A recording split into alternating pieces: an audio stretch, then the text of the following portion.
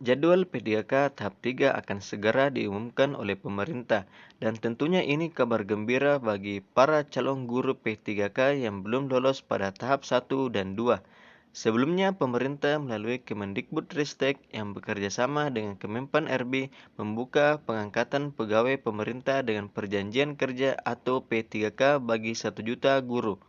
Dalam mekanismenya, pengangkatan tenaga P3K tersebut akan melalui 3 tahap, di mana tahap 1 dan 2 telah dilaksanakan pada tahun 2021 yang lalu, dan tahap 3 yang rencananya akan dimulai awal tahun 2022. Tentunya dalam setiap tahap tersebut memiliki proses atau aturan yang berbeda-beda. Mengenai persoalan tersebut, di sini saya telah mengumpulkan beberapa informasi terkait aturan terbaru tahap 3 yang membedakannya dengan tahap sebelumnya. Informasi ini diambil dan dikumpulkan dari berbagai sumber terpercaya seperti dari Google, Instagram, ataupun YouTube. Aturan yang pertama di tahap 2, peserta yang mengajar di tingkat sekolah TK, SD, SMP, SMA, SMK, dan SLB hanya bisa melamar di tingkat satuan pendidikan tersebut. Tidak ada peserta yang boleh lintas pendidikan. Sedangkan di tahap ketiga yaitu peserta yang mengajar di tingkat satuan pendidikan SMA bisa mendaftar di SMP, SD, dan lain-lain atau lintas pendidikan. Ya, jadi aturan yang pertama yang membedakan adalah tempat mendaftar.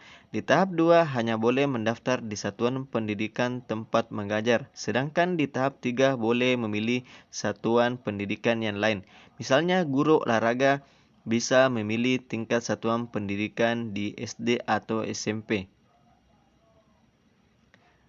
Selanjutnya di aturan yang kedua, di tahap kedua yaitu peserta hanya boleh mendaftar di wilayah atau daerahnya sendiri tempat dia mengajar atau tidak ada lintas daerah.